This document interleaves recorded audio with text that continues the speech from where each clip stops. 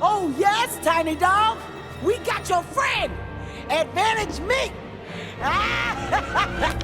Uh-oh. Just ignore what just happened, okay? Yes! Well, that was nasty, but still a little funny. Hello and welcome to Movie Shots. I'm John Wirt. And I'm Kristen Rankins, and what you just watched was a clip from the new animated film, The Secret Life of Pets. Have you ever wondered what your dog, cat, lizard, or turtle does when you leave the home? Well, The Secret Life of Pets tries to answer that question.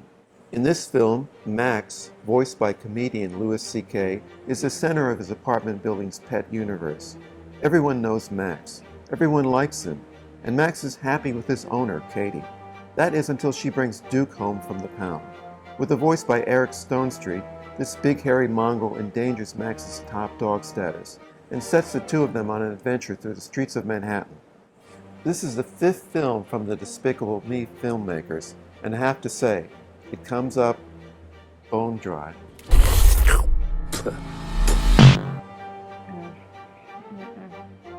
In The Secret Life of Pets, we see a plethora of characters on the scene, from a self-centered cat to a somewhat needy hawk that tries to eat his friends. It's actually a refreshing change to see a pet movie that doesn't focus solely on cats and dogs. On top of this, I love the animation. It's vivid, colorful, and I could take that fuzzy little white dog home with me. Don't look at him! Look at me! Nobody can help you! Oh, I just put one of those tiny tiaras on the top of its head and then shove them right in my purse. The perfect accessory. But with that being said, the downfall of this movie is the storytelling. I agree, Kristen. Color and action is really important to a movie such as this, but all of that doesn't substitute for clever lines and gags and solid storytelling. The Secret Life of Pets begins with a good concept, but then it does a bait and switch by turning a pet movie into an action-adventure flick. As the movie progresses, these average house pets slowly turn into super action stars. There's a second bait and switch when Max and Duke, who so disliked each other before, become allies. Their bumpy transition from enemies to best pals simply is incredible.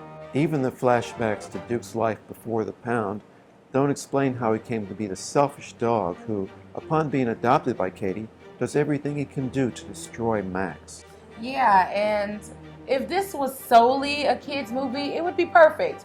But it goes after the entire family, and that is part of the problem.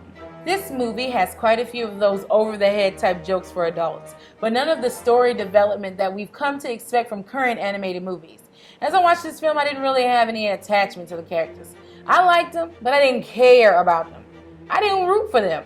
And y'all, I didn't even want to jump on the screen and fend off the 50-foot poisonous sewer snake. Who wants to go first? The best part of this movie is Kevin Hart. He's a fluffy, militant bunny on a snowballing rampage to take over the entire human race. Brilliant casting. The voice performances, including Kevin Hart as Snowball and Albert Brooks as a wily red-tailed hawk named Tiberius, are okay. However, the lines the actors get don't fly. No matter how sophisticated or how beautiful computer animation becomes, black and white words and script pages still make or break a movie. So The Secret Life of Pets is a miss for me. Yeah, and this movie made me giggle here and there, but it just doesn't compare to the other movies that were released this year like Finding Dory and Zootopia. It's a great kids movie, but not a great family film. So sadly, this movie is a miss for me too. So do you agree with us on this one?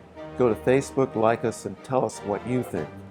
And we are not above bribery. So the first 3 people that go and comment their take on the movie will win a special Secret Life of Pets prize pack. That's right, ladies and gentlemen, we now have swag. Well, that's our show for today.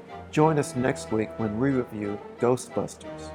Special thanks to Electronic Media Gulf Coast for getting our show out to the masses. And to the Gonzales Weekly Citizen for making us part of their online family. I'm John Wirt. And I'm Kristen Rankins. And you've just had another Movie Shots. See you next week.